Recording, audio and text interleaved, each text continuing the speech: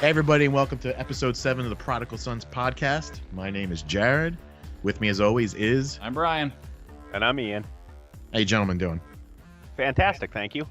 Not too bad Brian? today. Not too bad Feeling today. good? After blowing dead leaves around my yard for 12 hours yesterday, yes, I'm feeling quite spry today. Well, that is terribly interesting. Yes. Ian, how was your weekend? I was fantastic.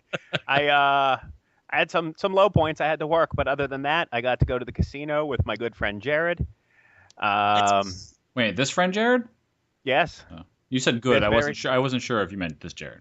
Well, it was exciting. It was the first time that we had actually met in probably 5 years, maybe longer. I had a great time. My friend has a food truck out there. The next morning after I came around, we went out to the food truck and had some fantastic food. And then I saw Thor, and then I watched football. Really, I couldn't have asked for much more that weekend. And Jared, how have you been?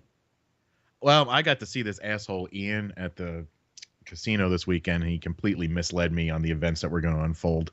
But otherwise, I made some money there, and it was pretty good. Can you explain a little further about how he misled you? I'm also intrigued. Well, okay, he misled me in the way that, and it's not like a bad thing or anything like that, but Ian was like, hey, we should meet at the casino. I said, okay. So I put on some fucking dirty old jeans and a hoodie and sneakers and this and that, and I show up. This guy is dressed to the nines. He's got a nice... It was like the 6s. Oh, please. He had like a nice silky shirt on. It was tucked in. He was wearing slacks and fancy shoes and brought his wife along with him as well. So I was stag with him and his wife. And then he brought in 2 other couples that came in. They were probably dressed the same as I was. I felt kind of like a 7th wheel. Sounds like you were a 7th wheel. A little bit. I was expecting Damon. 2, I've genuinely been trying to make plans with Jared on at least a dozen different occasions over the last 6 years, and he has stood me up on 100% of them. So just in case he was sticking with his formula, I thought, hey, I'll call my Scranton friends. That way I'll have some other people to talk to and some solid backup just in case. And I always have my wife along. Sorry. That's just no, I'm just kidding. The way it works. I didn't care about that. Oh, thanks. I was a little upset that you were dressed up nicer than me, though. That was it. That was the only thing. I just thought that's what you do when you go to a casino. I will start dressing more casually in the future. And I got to embarrass myself at the tables trying to put a show on for Ian, and it worked out pretty well. Again, can you go in a little further on that one? Ian, do I yell and scream and all the time? he talks to all the other people, the strangers, the dealers. He just every hand he's got something to say. Jared's definitely that guy at the table when you sit down. Well, I didn't used I'm to the guy be. When you're losing, you want to fucking strangle. You did not used to be like that. No, I don't know. It probably involves heavy amount of drinking that I do while I'm there as well. Oh. Right, but you didn't. That's what it was focused around. Jared was so adamant about getting free drinks. He was just totally outraged at the idea that playing one hand at a time at a $5 min table wasn't getting him all the free booze in the world. That is bullshit. I'm sorry. I'm used to the Atlantic City, Vegas style. This place will not give you a free good drink unless you're betting $25 or more. Really? Yes. I didn't think they gave you any free booze there. No, they will. They have like some tap beer that's probably coming out of a dirty ass keg that they'll give you for free. That was like the first thing he asked after I ordered my drink. He is like, what kind of drink can I get for free and not tip you? And then he was shocked when she never came back with the beer. I did not say not tip you.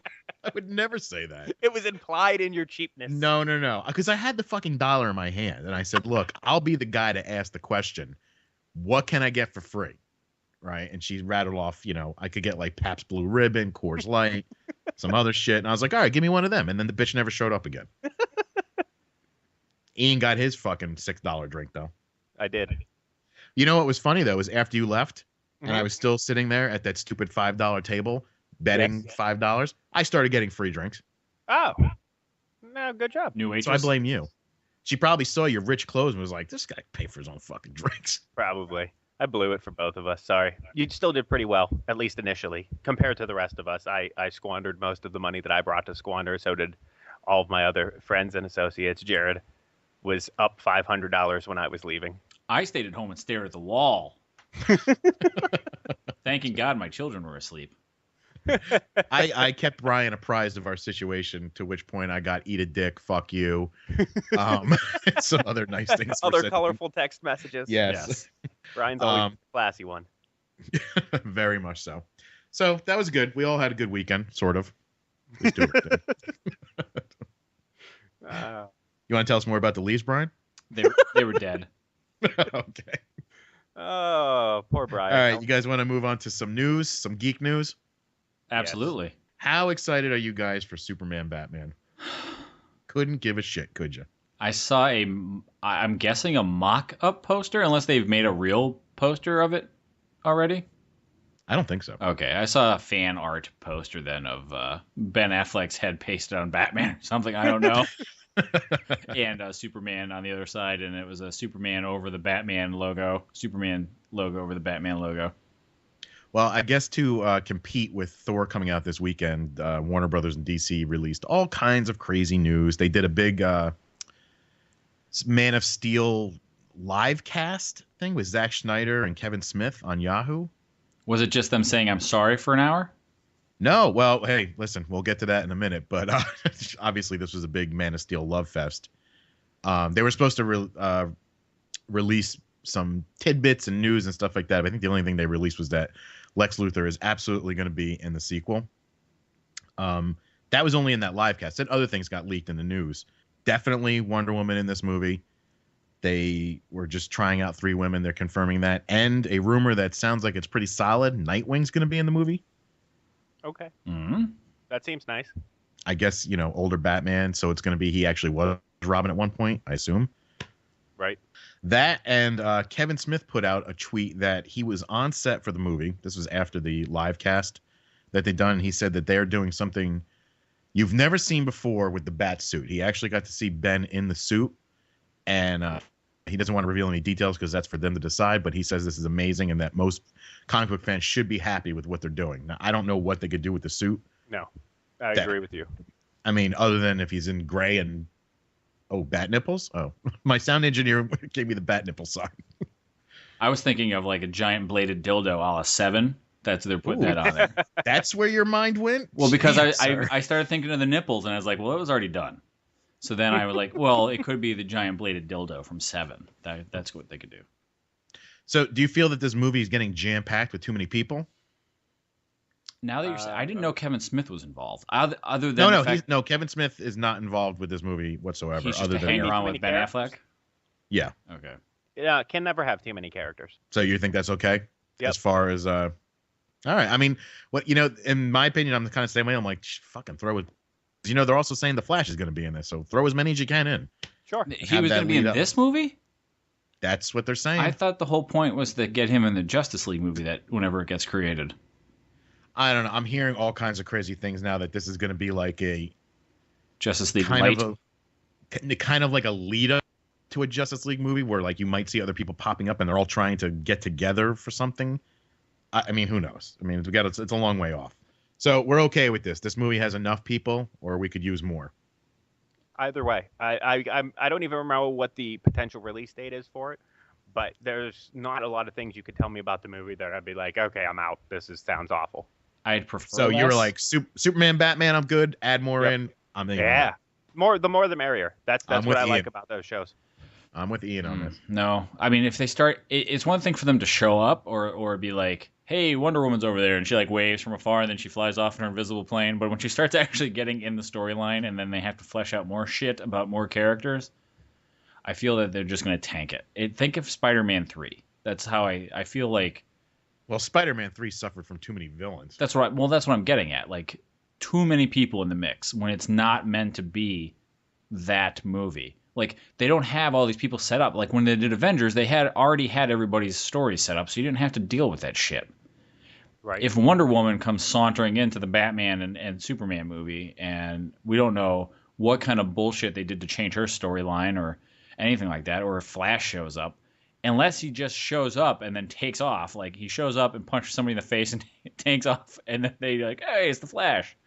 Well, And- you'll actually have backstory on the Flash from the show. From the show, right? I'm just using the Flash as an example, but yes. So if Wonder Woman comes in and like lassos somebody and says, "Hey, tell the truth, bitch," and then tell the truth, and then Wonder Woman's like, "There you go, I got you what you needed. See you later." So takes off. So all Brian wants is like A cameo. Batman in the Batcave doing a pan.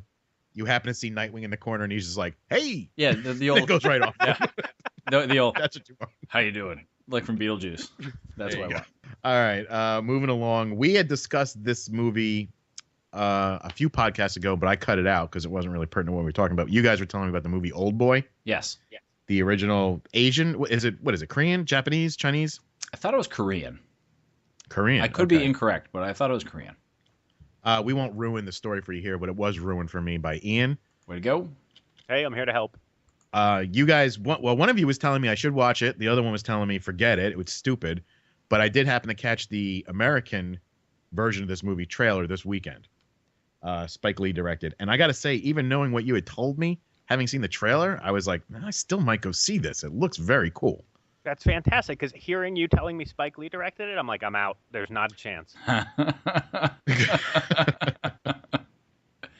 But it's Josh Brolin. See, now that's tempting. I like that guy. So I don't know how much of a difference it is between the two versions, but in this trailer, he like wakes up and he's in like a hotel room that's actually a prison. Yep. That's the same thing as the other movie. Yep. And then he gets released 20 years later and all craziness ensues. Yep. Yes. If you All see right. the trailer in the part, I don't know if it's in the trailer. I know it's definitely on the poster. He's like coming out of a steamer trunk or like a big box. Yeah. It's like that's left out in the yeah. Yeah, that happens in the original movie too. And he's all shaved up and his hair is cut and everything. Yep. Give him a whole bunch of money. Yep. All right. Josh Yeah. So Brolin, I guess huh? it didn't deviate too far off. No. I really enjoyed the original. I know, like I said, Ian does not, and in fact, apparently doesn't want anybody to enjoy it. But I thought it was really good. Now, apparently, it is also part of a trilogy, and I've heard the other two movies are not good. It's a loose trilogy. It's not a direct trilogy. It's like a Vengeance kind of trilogy. One of the movies is called Lady Vengeance, but I've heard the other two movies are not good. Well, the way this trailer seems to be setting it up, it's kind of like a vengeance thing. Like, I mean, I know you told me what happens in the other one, but in this, he seems to be getting out and he's like, I'm going to find you. And he's doing all kinds of crazy shit, trying to find the guy who locked him up and blah, blah, blah. Was that involved in the other one as well? Yes. Okay. So, whatever. Take it for what it's worth. Right. I don't think I can do it. A bad director will really turn me. It's tends to have more power to persuade me than good actors. And for me, I typically find the original is just usually better anyway. But I like the cast is and I mean, Spike Lee has turned in some decent movies. It's not like they're all bad. Some might argue that all of his movies are good, but Hey, I saw Get on the Bus in the theater. I was the only white guy. I didn't even know that was a movie till just now. as I say, and that's a story for another podcast. You don't remember Get on the Bus? I do not. I do. All right. Wasn't it for the Million Man March? It was for the Million Man March. Yep. It was a very timely movie. But let's move on to something much bigger and much more exciting. Again, this week, and this whole Marvel DC news breaks going on all the time, trying to one up each other. Marvel just hit one out of the park this week, without a doubt, announcing the 4 Netflix shows. Yeah, I mean we touched on this a couple weeks ago when it was a rumor, and as soon as I had seen the news, I was like, "Holy crap! It's absolutely true, and I can't wait to see it." I am also, They put a solid stamp on it, like this is happening. through the They roof are excited. doing 4 13-episode shows on Netflix, dealing with Daredevil, Iron Fist, Power Man, Luke Cage, and Jessica Jones, which is probably a little more unknown. Do you guys even know who Jessica Jones is? Yeah, Sure, she's a detective and gets superpowers. Yeah, at she's a some member point. of Alias. She used to be Jewel. Right. And then after those 4 series run, that's all going to run into another 13-episode series called The Defenders, which will be all 4 of them together. So that's kind of like a Heroes of Hell's Kitchen kind of team up situation. It's kind of like a Heroes for Hire, Marvel Knights, Heroes of Hell Kitchen mix up. Okay. I am 100% behind this now. Absolutely. Now, am I correct in believing that I also read in the article that after the miniseries, like if successful, all 4 of those independent series have the opportunity to continue for as long as possible? Like it's not a one shot and they're done. If Luke Cage takes off, he could have multiple seasons. Well, what I had heard, they might even took it to a different level. They said, look, these 4 characters are going to be in these shows because they're not getting movies. They're not big enough for movies. Right. And if they happen to do really super well on Netflix, there's a possibility that they could be turned into feature-length movies. So if the Daredevil one is phenomenal and critically acclaimed, you could see a Daredevil movie. It's highly unlikely, but they said, hey, man, it's Marvel. Anything could happen. And anything does. It's like Daredevil already had his shot. Let's focus on Luke Cage and Iron Fist. They're heroes for hire. Iron Fist, yeah. For a movie. Well, Daredevil's the biggest one out of that group. Oh, I know. Absolutely. And it's going to be the first one to come out. Now, on top of all this, they said, and then a lot of people were questioning the move, and I can't remember if it was a president of Marvel or president of DC. Disney said, look, we can't, we have a lot that we want to do, but we can't do it all on ABC. There's only so many platforms we can do. Right. And then he dropped in the middle of it. He goes, we're already working on another Marvel show for ABC, in addition to Agents of S.H.I.E.L.D. In addition to the spin-off, the other one also? Or is that what they mean? Old-timey Agents of S.H.I.E.L.D.? I didn't hear one word either one of you The just Agent said. Carter one. Well, he didn't say it was the Agent Carter one, but that's what everybody thinks it's going to be. All right. Yeah, when I told, my wife and I were talking about this, and she originally didn't realize it was on Netflix, and she's like, "How many of those shows can they put on ABC?" I'm like, "No, they're not. They can't all be on ABC. That'd be all the programming they had would be all comic book shows." I know. 5 days a week, every night at 8:00. Sure, why not? It's Daredevil Tuesday. And as far as these shows go, like the Daredevil one, that's pretty easy to do. Luke Cage, I imagine it's pretty easy to do. But this Iron Fist one, if they do, I don't know if you guys ever even read Iron Fist. I have occasionally. I have not. Very rarely, but Back, I don't know, what is that, 2-3 years ago? Yeah, Matt Fraction did a run, or they put in issue 1 for a new Iron Fist, and it was like 12 issues of some of the best story I ever read. It was like Iron Fist to me was always a boring character. I was like, all right, I knew Kung Fu, and I guess his hands were made of iron. I don't know. He could karate chop through shit. But he added so many layers to this character. I don't know if they could pull this off in a Netflix show, because it involves like going to different worlds, and each world has a different Iron Fist type character, and there's a big competition going on. But if they do that, oh man, it'd be awesome. But I guess since they're supposedly everything's centered around Hell's Kitchen, probably not. Okay. okay. Yeah. Any thoughts? No. All right. Oh, you guys, it's like pulling teeth sometimes. And the other thing that I discussed with some of my friends that I thought was interesting, tell me what you think about this. The guy who played Cyclops in X-Men, James Marsden. Yes. You know him? He was also in the Superman movie and a couple other things. He was on 30 Rock. Yes. Since he's clearly not in the new X-Men film, what do you think of him as Matt Murdock, Daredevil? Yeah, sure. Yeah, why not? I have no opinion one way or the other. I've never thought about it. I think he'd be fine. Right. I'm picturing him in his visor, and now I'm replacing the visor with sunglasses. Just as good. And little horns. All right. Hey, while we're on the topic of comic book news, we'll go to the other side of the aisle with DC Comics, and I don't know if you had heard, but CW is saying that they are in discussions with another DC property for a television show. Now, we've already spoken, obviously, we've watched Arrow, and Flash is supposed to spin off of Arrow this season, I believe. But did you hear about the most recent one they've talked about? Did they actually mention it by name? Because no. Yes. They mentioned a character. It's a JSA character, like C Squad. Do you know who HOURMAN is? Oh, that's right. I did hear this. Yeah, yes, I know HOURMAN, and I did hear this. I'm sorry. I don't know how that slipped my mind. That's all right. I can't. I'm still trying to figure out why HOURMAN, why he'd be good. Now, the only thing I can think of is where we're talking about the other Marvel shows on Netflix. They're all humans. they're all humans and they don't really have superpowers for the most part. Iron Man. They're not Thor, Hulk. Right. They're, Yeah. Iron Fist has whatever mystical iron fisty thing he has, and Luke Cage is indestructible. He has super karate chop. Right. Daredevil, whatever, he jumps around. Anyway. Wow. I hope nobody listening's a Daredevil fan. I'm sure there's multiple What does people Daredevil who are... do? And he jumps around. Jumps around and shit. I mean, unless they touch on Jessica Jones being Jewel at some point and her superpowers, which I'm not sure what they were other than like flight. I don't know what she did. But Our Man has the ability to gain superpowers for an hour at a time. Isn't that his story? He has some kind of mystical necklace or some kind of thing that provides him. The original Hour Man, I think he popped a pill. He popped a pill, and it gave him super strength for an hour. And then his son took over, and I think his son had like a little hourglass thing around his neck. Some talisman of some sort. Yeah. And it allows him to have superpowers for an hour at a time, once every 24 hours or something like that. I don't know.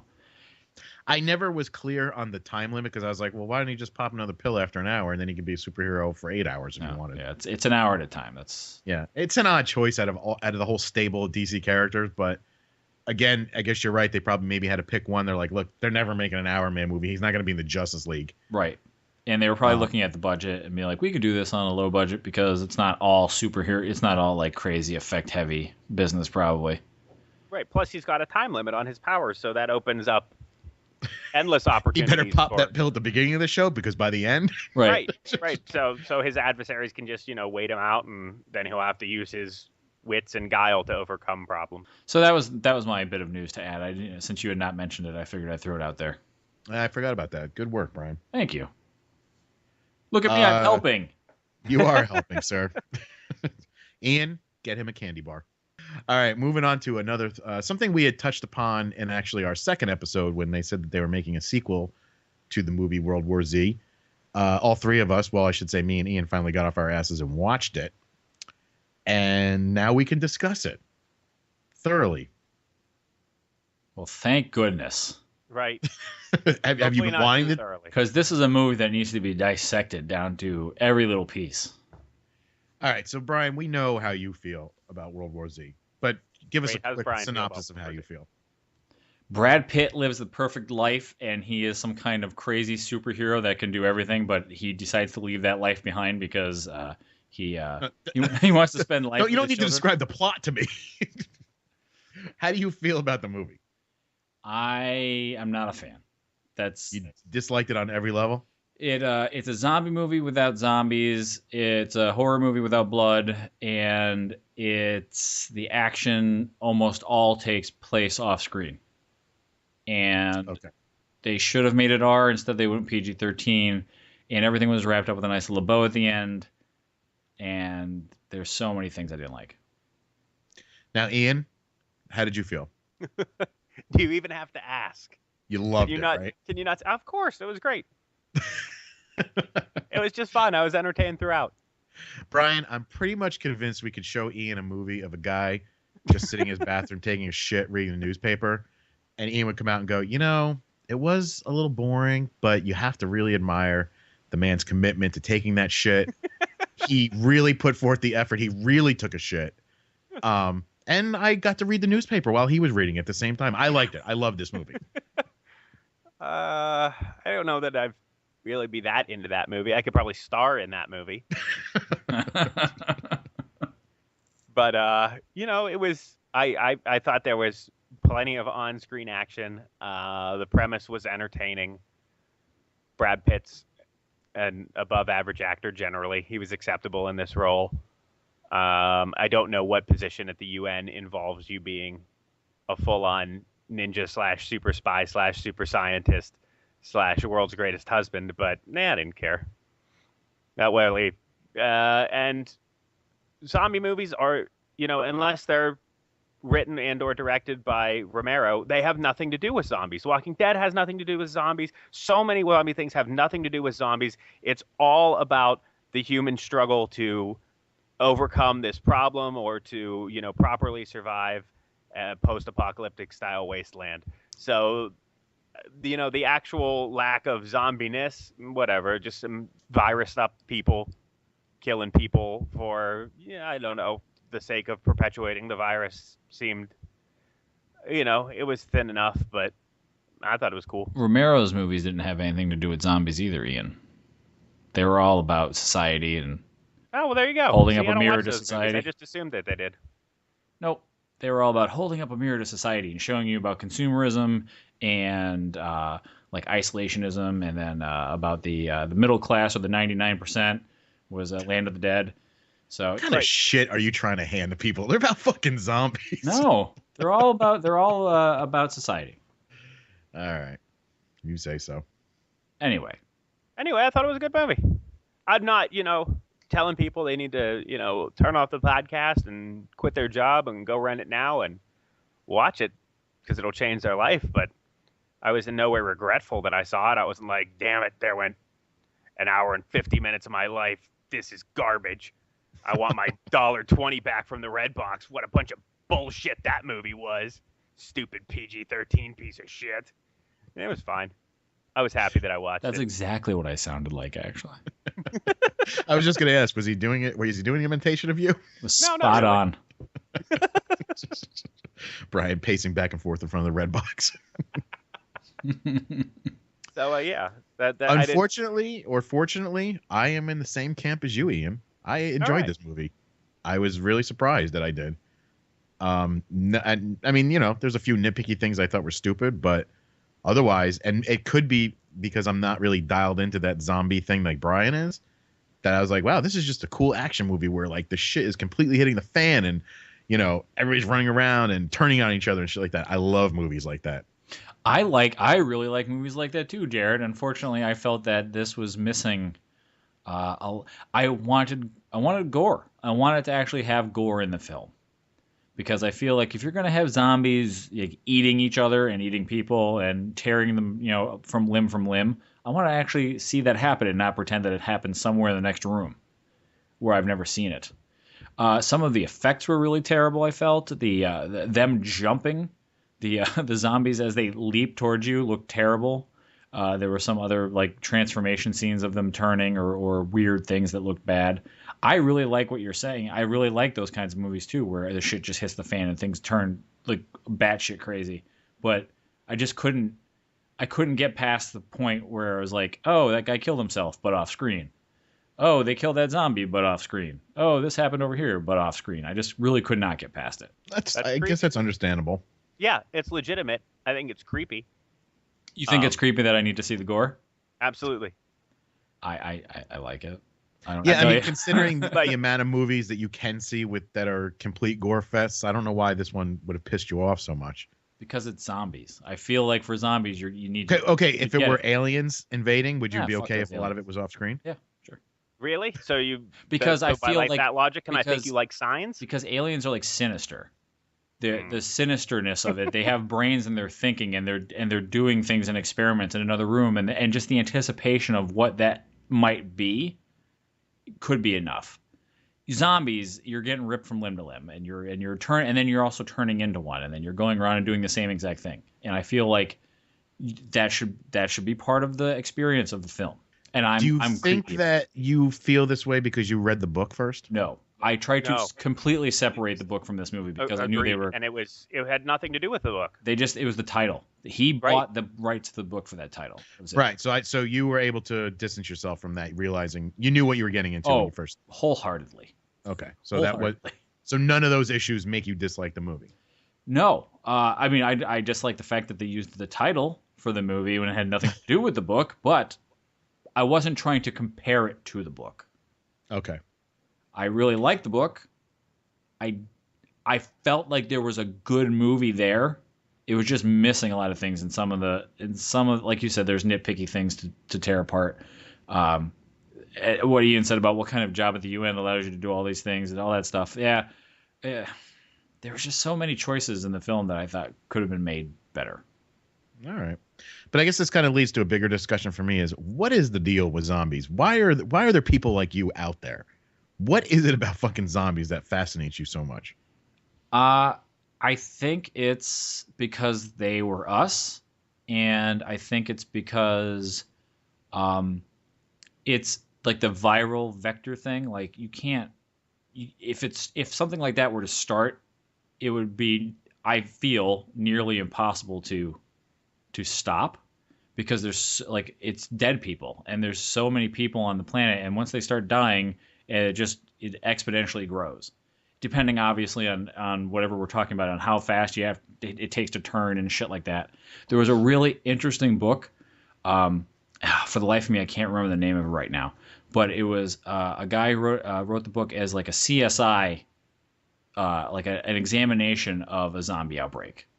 Right. And it was, this patient zero breaks through this fence at this plant, and he bites this individual, and then that person tries to report it to the police, and he's like, well, how long would it take to do this, and how far would that person get, and once the police are called in, they would be doing this and that, and he tried to basically say, like, it would not happen as quickly or go as crazy as it is always depicted. The people would be able to shut that shit down. So is it the overwhelmingness of it that, it's nonstop, it's everywhere? Yes. Is that what it is? Yes, and regardless of the, even with the original slow zombie, the Romero zombie, if you're like in Night of the Living Dead, they're trapped in that house, but they're besieged by the living dead. And even though you can outrun them, you can't outrun all of them. You can outrun the ones that are right there, but eventually you're going to run into another pack of them. You're going to have to outrun them, and you're not going to have any place to stay. You're not going to have any place to hide. They're just eventually you're going to die. I think that's what it is. I think that's what intrigues me so much about that horror villain. Like whatever Dracula and vampires and werewolves, like there's supernatural aspects to that. Where I think with zombies, it's from a virus. It's from a plague of some sort, and we know that things like this plague actually exist in nature now. We actually know this. Now, granted, we're talking about ants that get taken over by some spore, and then it forces the ant to go and do something where it knows that it will perpetuate the spores onto other ants. And it does the same thing over and over and over again. But while the ant is dead? Yes. It's not. No. It's not dead. I'm going to go fucking kill myself now. No, it's not. It's not dead. It's not dead, but the ant doesn't have control over itself anymore. The spore takes control of the ant. Adam is telling me it's called cordyceps. Cordyceps. I can't remember the name of it. The spore. The spore gets into the ant's head. It takes over his brain. The ant then is compelled to climb to a high point on a tree or a leaf, where its head basically busts open or whatever, and the spores come out from there, so they can spread over the rest of the ants. Good Lord. Yeah. I might be a little off on it, but Nope, that's pretty accurate. Zombie ants, it's a thing. Yes. So we know that exists in nature. So that scares the shit out of me. That something like that could eventually, like, in some way, shape, or form happen. I'm not saying that I was going to tell you need to it. see a therapist, but now I'm thinking I'm going to start hoarding. I love that the CDC had used zombies as a way to try to get people to be disaster prepared. Right. It was fantastic. That was a great move by them. Anyway, that's my fascination with zombies. I'm messed up in the head. I got you. All right, so I didn't want to get too much into World War Z, except that I liked it, Ian liked it, Brian hated it. Yes. Done and done. And then something we had discussed last week, which was Ender's Game, and we won't get into that whole mess again. Did we discuss that last week? We did. Oh, okay. We did. And one of us really, really has no convictions and went and saw this goddamn movie. Ian? Yeah. It was pretty Confess. good. It was pretty good. Yeah, I went to go see it on a whim. It was a good movie. The effects were good. The story was good. My major complaints with the movie are because it's such an kind of an epic novel, such an in-depth story in the way that Orson Scott Card writes. I try not to, take that into the movie, and I understand, read aloud, it's like a 10-hour audiobook, so they've got to cut that down to an hour and 50 minutes. Fine. So, obviously giant, seemingly important portions of the book had to be discarded. And, so once I was able to deal with that, I was able to enjoy most of the movie. Other than the fact that I guess I don't fully understand how it works, because they had some big names in the movie, and the people who they were in the most minor roles. Like, I felt like they were just throwing away budget to have stars tied to the movie that were totally unnecessary. Totally unnecessary. Well, isn't the whole like main cast of the movie kids? Yes. So you needed to throw some name people in there And I somewhere. understood that, and I was on board, and Harrison Ford had a significant role, and I liked him there. But Viola Davis was pointless. Sir Ben Kingsley, pointless. Abby Breslin was a very important character, but only had 1 to 3 speaking lines. It was an unfortunate use of, or lack of use of star power. Hey, But let me I ask you do a understand question. with the children. Yes. How was Sir Ben Kingsley in the movie? Because I love Sir Ben Kingsley. He was as well as he could do for being featured in the last 10 minutes of the film. I liked him a lot. He played a significant role in the book, and he was a somewhat, fun and insightful character in the brief period he was on screen. So yeah, you won't be disappointed in his performance. But I would love to see a movie with him and Sir Ian McKellen and Sir Patrick Stewart. I'd like to see all the 3 of them together in a movie. I would too. There was one other actor, and sadly, I can't. Go on. I just can't remember the actor's name. He's someone I enjoy. He's in. He plays Renfield in the new Dracula series. He also played the richest man in Karth on Game of Thrones. Yeah, we were talking about him last week, but I can't remember. Yeah. Yes. We were too lazy to look it up. He had a viable role in the movie as well. He was good. And at any point when you went to go see this movie, did you stop for 1 second and go, maybe I should give this guy money? No, not Okay. even a little. That's really all I wanted to know. I could care less about the movie. The only guilt I felt in that movie was that I snuck in some snacks, and I know how reliant theaters are on me buying things from the snack bar to stay in business because they don't get a lot from the ticket sales. To hell with the homosexuals. I want to keep AMC in business. They provide me with a valuable service. I went on, opening weekend, there was Ender's Game. And then that following Tuesday, I went, Tuesday evening. So bear that in mind. It was a Tuesday evening. It was 7 o'clock. The entire theater was empty. It was me, my wife, and my mother-in-law. We had a private screening. That definitely helped. Well, there's a reason for that. Right? Ender's Game is a shitty movie. Apparently. Either that or everybody is, so pro-gay or anti-Orson Scott Card that they boycotted the movie a la Jared. It's nice to know I made a little Your change. movement is catching on. Yes. Good work. You're a crusader for justice. I don't know. I seriously doubt that had much impact on the movie. I think it's just I think people are sick of kids doing adult shit. I know I am. Yeah. There's only so many Hunger Games and Twilights that you can turn out before, you're beating this dead horse. Before that well runs dry. Yeah. And on a quick side note, I read something about they're making a Hunger Games theme park. Yes. Or they're adding that to some theme park. Yeah, they're Canada. Someplace in Canada was talking about making a Hunger Games theme park. And this based solely on just the one movie? And the books. I mean, the books were not award-winning maybe, but they were very popular. They were in the top. Enough to warrant a theme park? Sure. Yeah. Why not? Yeah, are kids just going to kill each other in there? Is that what the whole thing is? Here's a weapon. Government-sponsored. That good. That would be the new happiest place on earth. if they paid kids to kill each other? Yes, if they actually conducted Hunger Games at this park and adults could go and enjoy them and send in little helpful things on balloons. Oh my God.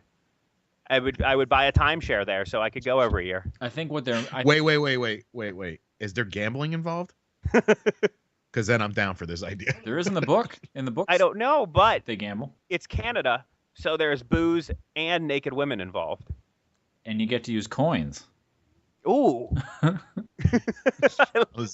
Okay, at first I was not sure about this, but I'm totally behind this idea now. Yeah. I was just a little taken back. I mean, I understand Harry Potter warranting a theme park, or now Star Wars. I guess we'll be getting one soon, and Marvel Comics. But I don't know. One movie in a small book series. I was like, aren't we jumping the gun a little bit here? Let's not forget about Avatar World. Oh God, yes, that's really jumping the. Yeah, jumping I the don't gun. think that should be a thing. But the other thing, I didn't know, are they making a Star Wars / Marvel situation down at Disney? Yes, Oh, man, that's exciting. Ian, you How will be often- able to go to. Yeah, I know. I mean, like I've had no interest in going to Disneyland or World Right? for any reason since I was 8 years old. Right? Once I heard, I was like, you can go into the cantina where Luke met Han and have lunch. I was like, I'm going to Disney World. Really? I can't be more on board for this. When is it happening? Probably won't be for a while, but. Oh, glorious. All right, guys, we're going to interrupt the podcast for 1 second for a brief message from Brian. Hey, everyone. Thanks for listening to the show. Just want to remind you that you can reach out to us on Twitter at ProdPod. We take all your comments and reviews and topics and review them and go back and respond to you. And if if something we want to talk about, we'll mention it on the show. We'll mention you.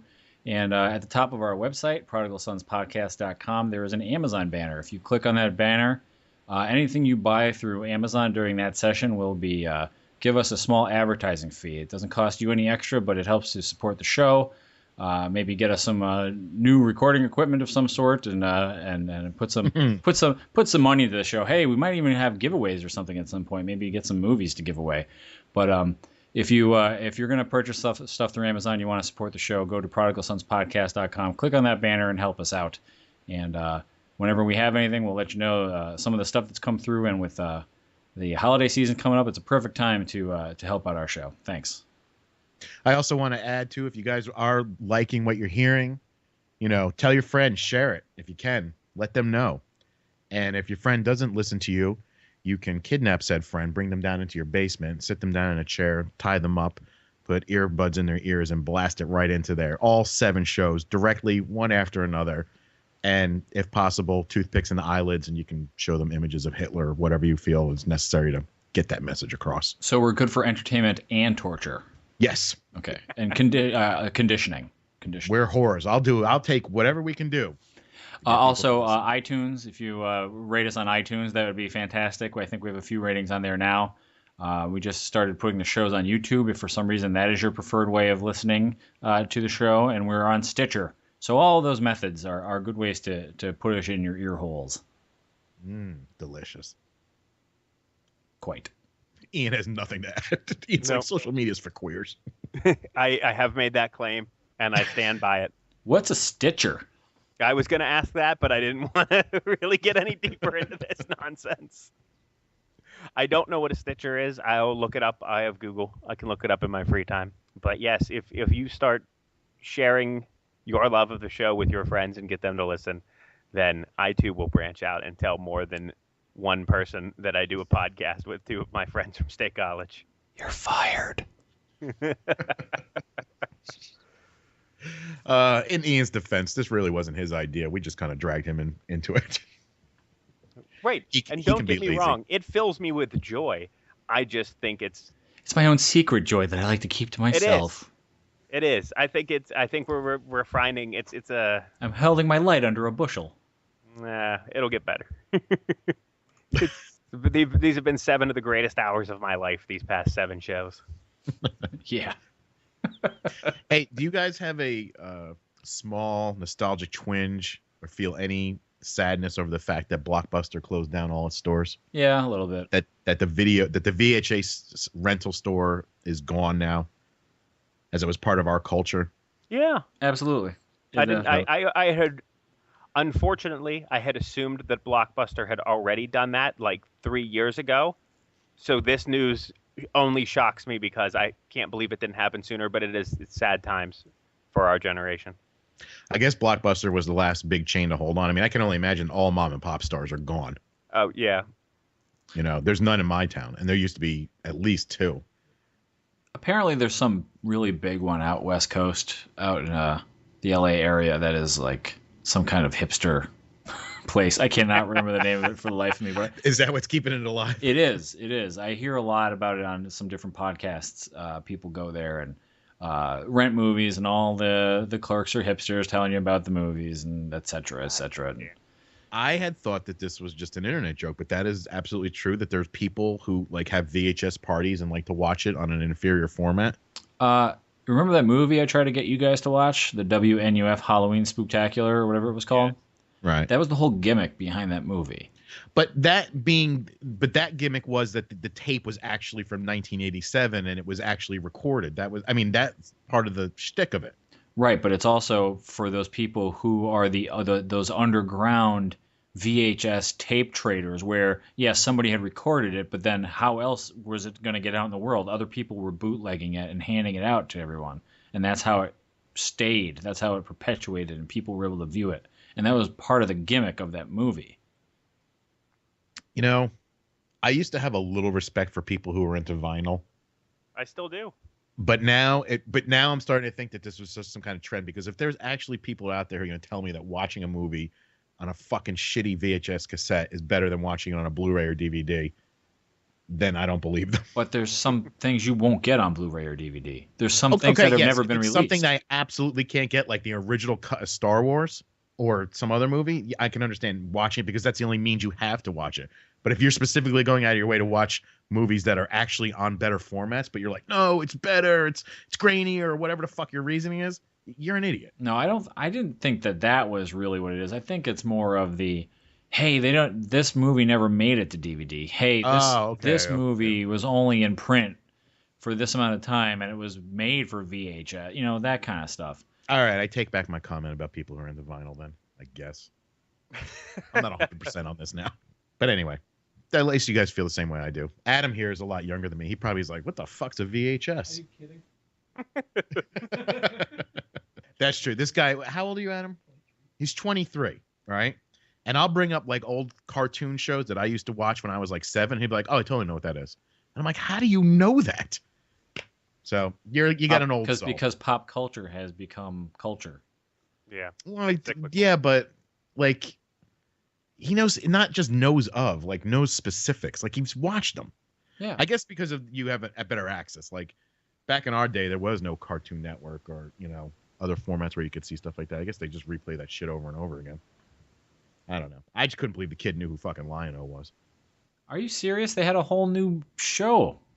Thundercats, they had a whole new run of Thundercats. This was before that came out. He knew all this stuff. But I'm just saying, like, of course people are going to know who Lion-O is because they redid the damn thing. The fuck's a Samoflange? What? Oh, tell me you've not seen this. I have not seen this. All right, when we're done recording, and for anybody else who doesn't know what a Samoflange is, you need to go to YouTube and type in Thundercats outtakes. That's what it's called. Where it's actual outtakes of audio from the show, the actual actors that they put against the show, like actual footage of the show, and it is fucking hilarious. Okay. And there is one part where the guy's like, we need to put the Samoflange, and all of a sudden he stops, and Lionel's like, what the fuck is a Samoflange? It is I could watch it for days. Take note. Okay. Let's move on to important shit. We all saw Thor: The Dark World this weekend. The new romantic comedy. Fact. Gentlemen, I'm gonna go with Ian first. Ian, what did you think? I know what you thought, but I'm gonna ask you anyway. What did you think of Thor: The Dark World? Is there any need to preface this with there's couldn't have more spoilers in it. This is 100% spoilers. If you're listening beyond this point and you haven't seen the movie, then shame on you, because this commentary is just going to be unfulfilling. The movie was... If you don't want the movie spoiled for you, now's the time to go look up Thundercat outtakes. Right. Absolutely. Go watch those Thundercat outtakes. Again, with some small, minor grievances, I thought it was fantastic. I thought it was as good as the first, if not better. There was a little more humor in it than I would have liked. And then there were some other things that just didn't work for me, but overall I thought it was pretty excellent. Brian, before you get into your whole list, I know you have a list of stuff. Just give us a quick overview. What did you think? Ian is an ignorant slut. I'm like almost complete opposite of the things that Ian has just said. Not all of them, but a good amount of them. I did not think this was as good as the first one. I could have cared less about the villains. I thought some of the action was really good. I thought there was just enough comedy in it. And by the end, I was kind of like, yeah, that happened. That was a movie. Yep. That's pretty much how I felt. Like, I enjoyed it enough while I was watching it, but I'm not, running back to the theater to watch it again. So I don't understand. Did you like it or not? It was for me. It was not a fantastic, as Ian put it. I would put it was okay. Okay, that's understandable. Yeah. You guys are a little polarized on it. I'm almost in the same camp as Ian again. Wow, this is an odd show. I can't believe this. Welcome to the dark side, Jared. Oh my God! Next week I'm probably going to see Ender's Game. I thoroughly enjoyed it for what it was. I like Ian. I kind of had a problem with all the humor at first. I was like, wow, this is really jokey. But what got me through it was that the humor in it did make me laugh as much as there was in it. Every time a little joke came, I did have a little chuckle. So I did like that. I don't know where you guys saw. I didn't think it was too jokey at all. Like, I thought there was long stretches of no jokies, and then a few rapid fire ones, one scene after the other, and then the rest of it not being. I don't know. I felt that there was a lot more humor in this than, and I understand that the first Thor had its share of, jokey jokes. Thor gets hit by a bus or whatever, runs into a wall.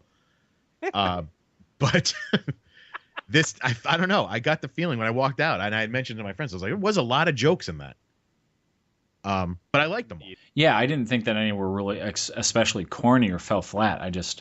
Yeah, there was no groan moments. For me. But Ian, you feel the same as me that it had a lot of humor. Way too jokey, and I'm with you. It wasn't bad. It was just unnecessary. It doesn't need to be that lighthearted. Yeah, maybe they stuck out more to me because when tonally it shifted a lot with those jokes, and then it was like really like they call it the dark world. It's dark for a reason. I mean, Thor is like he's pouting throughout the good first half of the movie. Right. Staring off into the stars and wearing his own black moody cloak. There were a lot of dark themes and a lot of dark elements, and I just too many jokes. I mean, Eric running around naked, I was like, it's funny, but god damn, you just keep going back to it and back to it and back to it, and it just they hammered that one into the ground. I don't need that. Hey-o. I think it's because Kat Dennings doesn't have anything to do in the film, and they just wanted to keep giving her comedic things. Fine. Okay, sure. But that was pretty much her shtick in the first one too. Yeah, I know.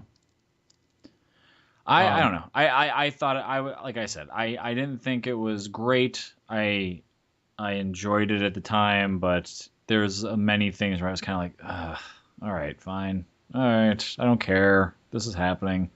I was with you on the villain falling a little flat, though. Absolutely. Brian was 100% on that. Yeah, not Dark very elves are memorable. lame. I don't know much about Thor's rogues gallery other than Loki. I know that, I know their names and I know who they are, like Enchantress and Executioner and Malekith, but I don't know any of their shtick.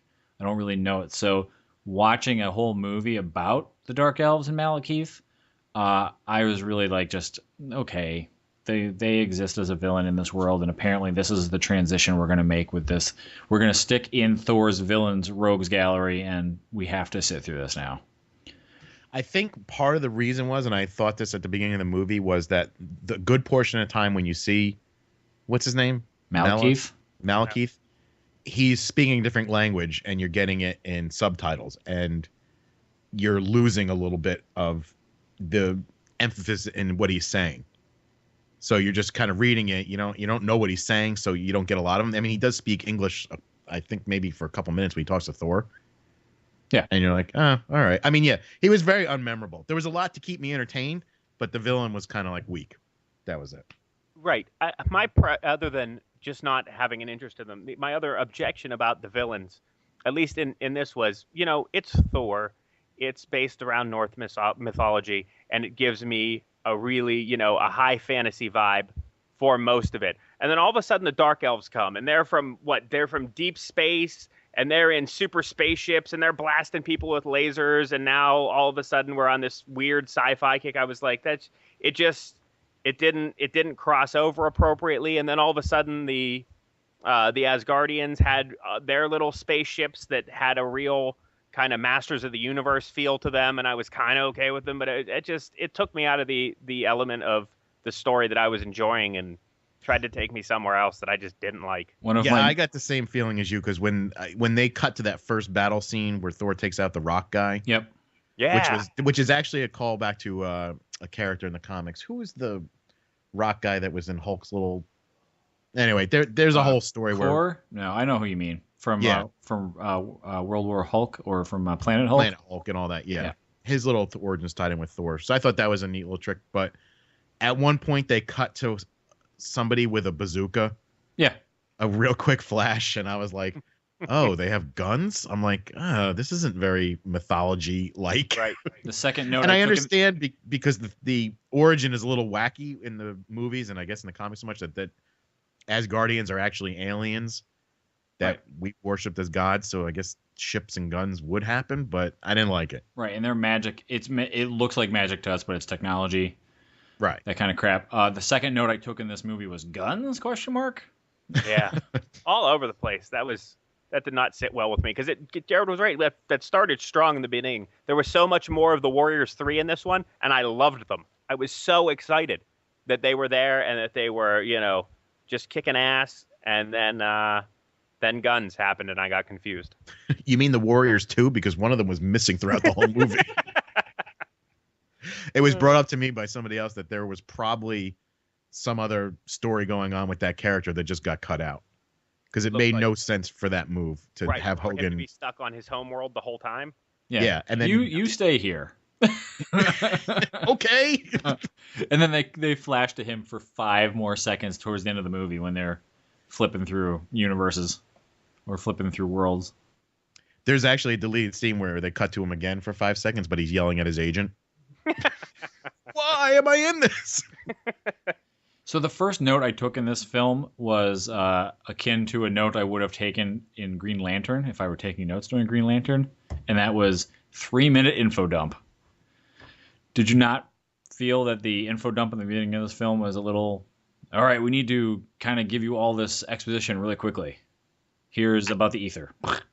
I think need to, though, for this type of movie. Like, you're not gonna get an info dump in the front of Iron Man 3 or the new Cap movie or even the Avengers, but Thor is so off the grid as far as like a superhero movie that I think you need to kind of set the stage. I mean, yes, 3 minutes is kind of long, but you have to get into that headspace. No, I don't.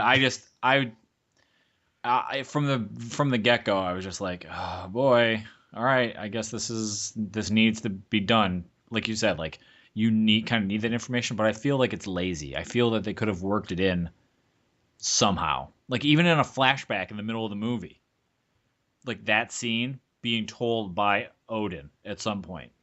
But they did have that in the first movie as well. There was probably a 2-minute info dump in the very beginning. Yep. They explain how we end up worshiping them as gods, and they invaded Norway like in, I don't know, like 500, something like that. It was a whole thing. If that's the case, I don't remember, but I feel that that's different because that's kind of try to tie us into the storyline, the human. Yeah, they do that. They explain the what is it called, the Tree of Life or the something around. I can't remember the name. World's Tree and how it all connects and all this. They explain that all in the first one, so there was a little dump in that one as well. A little dump. You pervert. But speaking of that, I did get the feeling that Sir Anthony Hopkins. Right. I kind of felt he was phoning this one in. Absolutely. He looked bored. He looked very bored. I was thinking about that during the movie, just like, God, it's Sir Anthony Hopkins, and he's just like, I'm tarting around in a Marvel movie. I think, you know what? I actually think that this suffered because from not being directed by Kenneth Branagh. I feel like Kenneth Branagh did a really good job directing the first film, and I think that this one just didn't have the same direction. Well, other than his lack of enthusiasm, I thought the movie was directed great. I thought it was fast moving. I never was bored at any time during it. There was never a character where I was like, oh, please, would you just fucking get off this person? Except for maybe Thor's mother. No, that was solid. See, I didn't care about her. I didn't care about her, but I thought that when she put the beat down on Malekith, that was excellent. I don't know. I understand, and that was part of the story, and it needed to be there. But I would have liked to have definitely seen a little more tension between Jane Foster and Sif when they're on Asgard. I mean, they kind of played that up a little bit, but I would have rather seen that. I would have been more interested in that. They play that up a little bit? You mean the 2 seconds when they walk past each other and give each other the skunk eye? That's all I needed to know. That was ridiculous. I really thought that was kind of like they should have focused more on that because they were trying to shoehorn that whole thing in there, and I just felt it didn't work. It did not work. It could have worked if they explored it more. Right. Well, that's what I mean. Yeah, that's with other things. They could have did a 3-minute info dump on Jane Foster versus Sif in Thor's heart. I don't know. I felt that there were so many odd little things. The more I think about it, the more I don't like the film as much as I did when I started talking about it. Wow, you've changed in 5 minutes? I like it less. He didn't like it when he started, and he likes it even less now. That's what I'm saying. Oh. I like it less. Well, what more do you have written down in your notes? So I wrote about the info dump. I wrote about the guns. I can't even remember half these. I'm like thinking with portals. I have no idea. Brian, were you high when you were watching it? Well, whatever was going on with the portals in the movie, I was like, oh, that reminded me of the Portal video game. So that's why I wrote that down, figuring that it would remind me of what it was.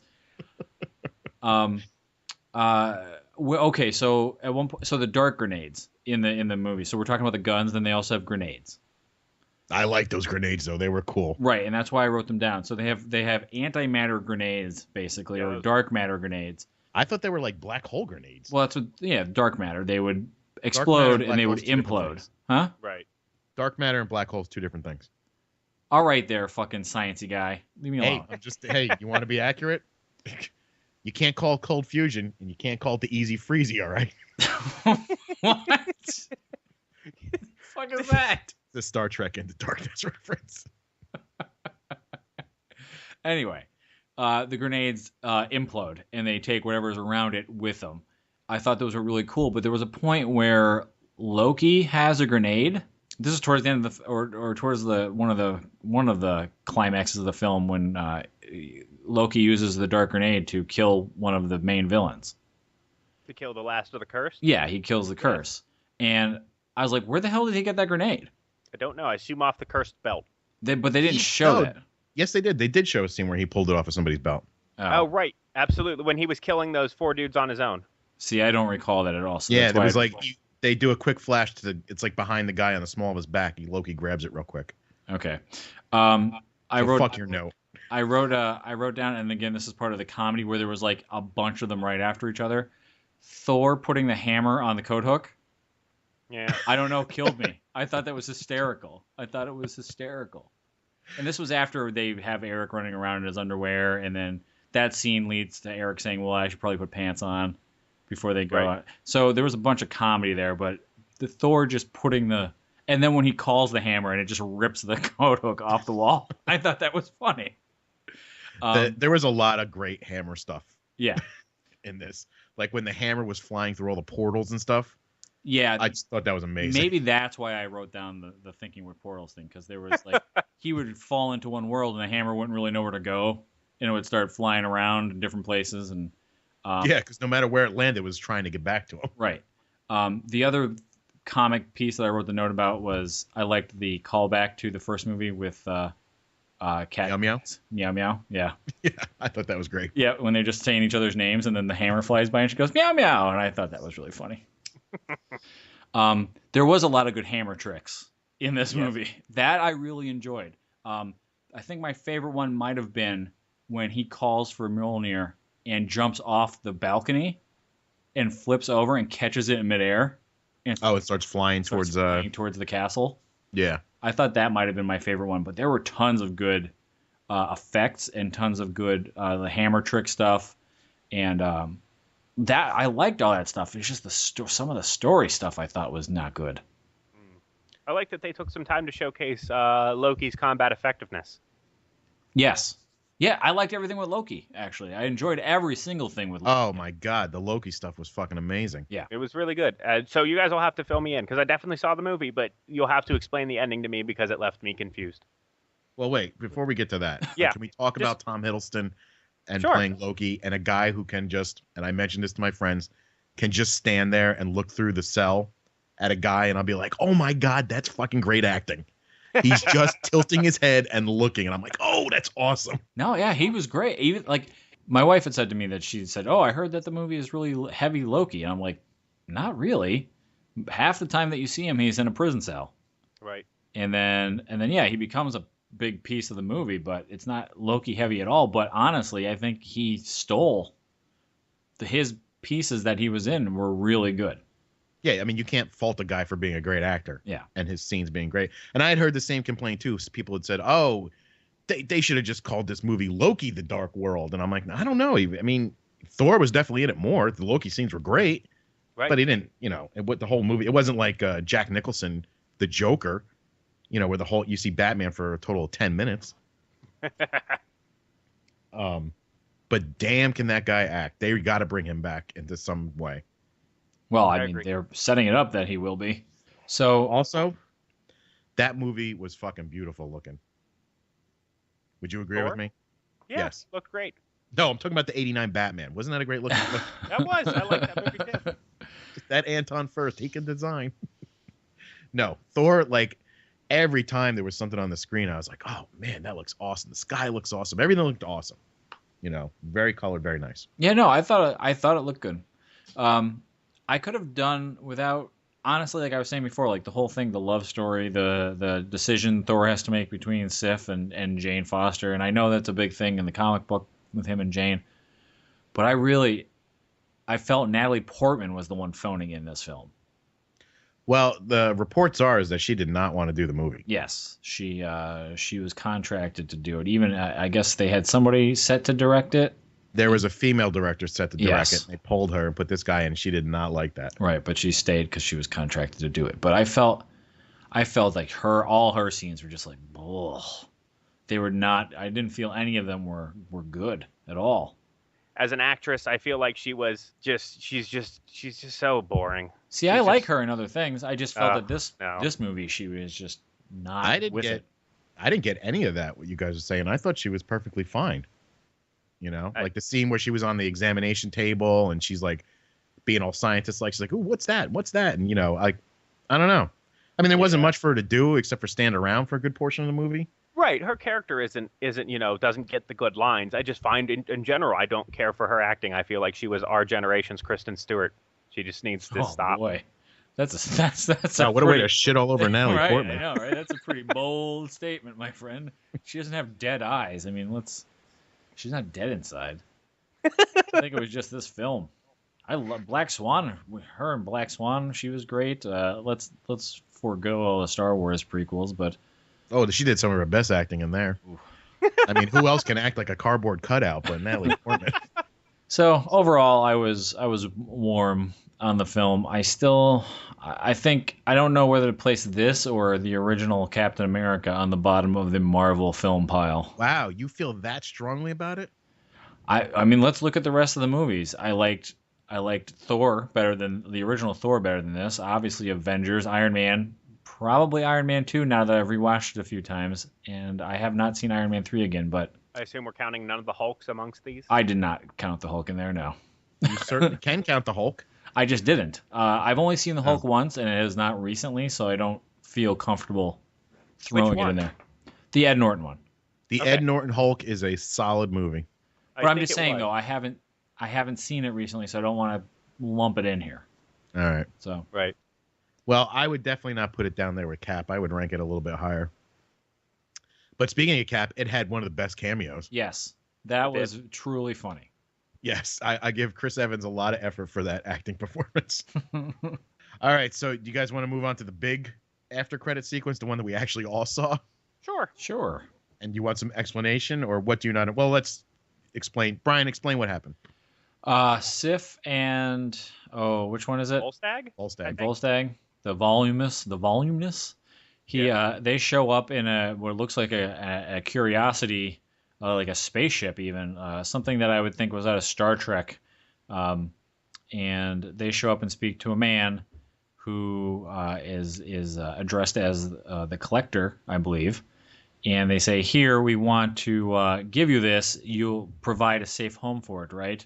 And he basically says, "Well, you already have one of these. Why don't you just keep it with the other one?" They said, "Well, if we have one, we should not keep the other one next to each other." And they're talking about, but they refer to the other one as the Tesseract. The Tesseract, right? Right. And what they're handing over appears to be the ether, right? Right. Captured in like a cube.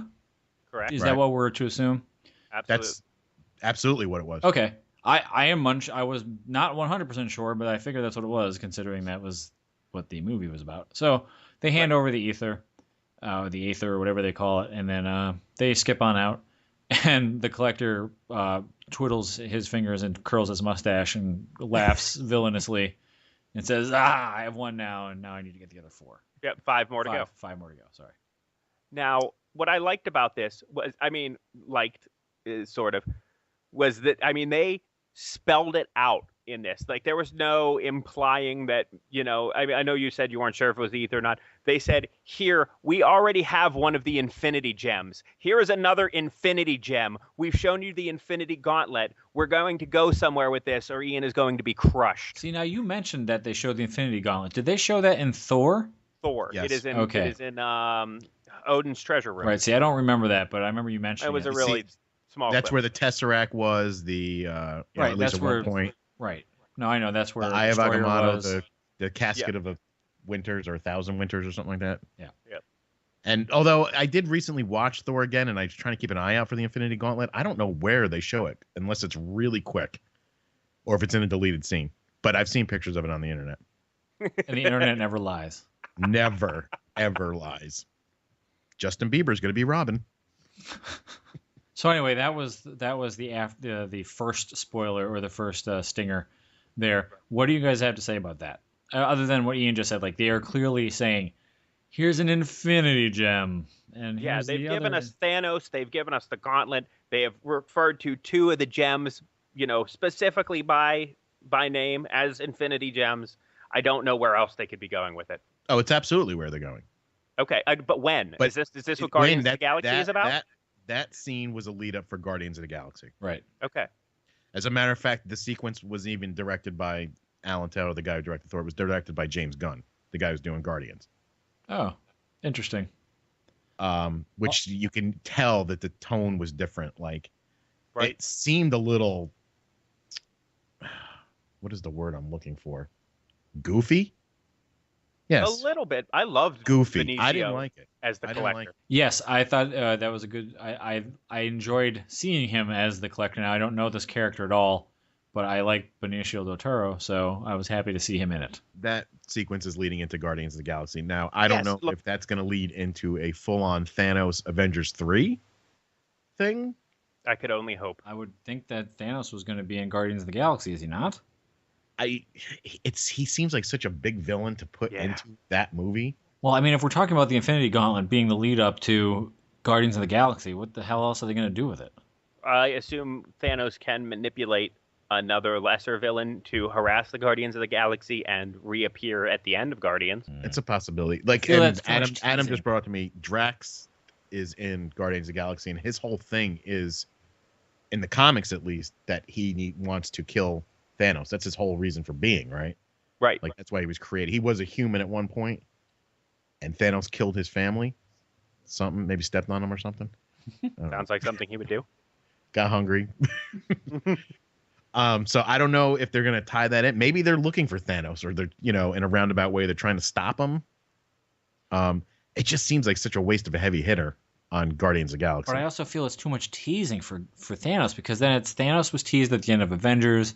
Then we're doing the Infinity Gauntlet here, and then he's not even going to be the villain in Guardians of the Galaxy, and we're going to tease it for Avengers 3, which is 4 years out. That seems like the long game. That's like the Go out long on a con. high note. Go Yeah. out on a high note. No, Galactus would be the high note, wouldn't he? Nah, didn't they They already? can't Oh, use they didn't Galactus. own him yet, but they pissed him away in Rise of the Silver Surfer. Doesn't matter. They can't use Galactus. Because of Fantastic Four? Right, because that's They've a Fox. rebought. I thought they owned that. They're making a new Fantastic Four. Did not by Marvel, Fox is, or whoever the hell owns. Oh. I think it is Fox owns that. Oh, I thought Marvel had reclaimed that property and was. No, they got back Ghost Rider and Daredevil. Ooh, Ghost Rider. I love that guy. Well, at this point, it's all speculation. We don't know. I mean, obviously, Guardians is definitely going to have something to do with Infinity Gems. I mean, it has to at this point. I don't know if they're trying to make the Collector the villain. No, I think Guardians could be an opportunity to, the way that the Thor gave us a second one, we can find, we can stash gems 3 and 4 somewhere, or just gem 3 in Guardians, and then we can expose a different gem every movie, and then come around where you're thinking with Avengers 3 being kind of like a Thanos quest kind of movie. It's a possibility. I mean, if you think about it, they actually put the Tesseract in Captain America first, right? And that was directly tied to Thor. I mean, they spout Thor shit at the beginning of that movie like crazy, and then tied that all into the Avengers. Yeah. So, again, it's all speculation. We don't know. The only thing we do know is that the Collector has an Infinity Gem. Correct. I don't know a goddamn thing about Thanos and his fucking stupid gauntlet. Oh. I know that it exists. That's about it. Jared, can you loan him Thanos Quest? It was one of the better story arcs I've ever read. Are you talking about the Infinity Gauntlet? Yeah. Okay. Well, Thanos Quest is him getting they're two graphic novels that show him getting the 6 gems to lead up to the Infinity Gauntlet series. Oh, I'd never read that. I just went straight to Infinity Gauntlet. Oh, okay. Well, I was just like, oh, cool. He's got a gauntlet that can do anything. Awesome. Right. So, Brian, do you not know anything about the gems and what the story is with them? Nope. I just know that he has a gauntlet that he does crazy shit with. The end. Basically, each gem represents a different aspect of the universe. I guess you would say there's like a power one, there's a life, soul one, mind, time, soul, space, yeah. reality. And if you were to take all these gems and say put them in a gauntlet, right? You basically have control over everything. You're a god. Got it. So that's why I keep thinking Thanos, Infinity Gauntlet. That's some heavy shit for a Guardians of the Galaxy movie. Okay, so I get that then. So then we say that he'll be the ultimate villain all the way at the end at Avengers 3 if they're going to stop at 3. And then maybe by that time we also have all the other because then Guardians of the Galaxy is already out, so they could bring in the cast of Guardians of the Galaxy to help out, and they could bring in all the Daredevil and Luke Cage from the shows, and they could bring in Ant-Man and whoever the hell else they end up doing. Yes. So, Coulson? because the Infinity Gauntlet story arc just involved essentially every hero there was. So by the time we've been exposed to all of them, they can throw as many of them as they want at Thanos, and people won't be totally confused. Right. Okay, I could buy it. It just seems like the long haul for the teasing on Thanos, since he was already teased at the end of. It really, I think it could have a really satisfying payoff. Yeah. Hey, listen, look how long it took for them to do Avengers. Right. Well, I guess that means that you find out then that it's actually Thanos who's behind absolutely everything. Correct. He's the one manipulating Loki to manipulate other people, and he's the one. Correct. Okay, I got it. I could buy into that. All right, gentlemen, let's wrap this one up. We talked about a lot, covered a lot of ground. All right. Thanks for listening, everybody. Goodbye. See ya. Take care. I am not. I am lazy, and social media is for queers. I've never done this with anybody staring at me before. Stop looking at me. Stop staring at me. Stop looking at me. Turn away. Ian is an ignorant slut.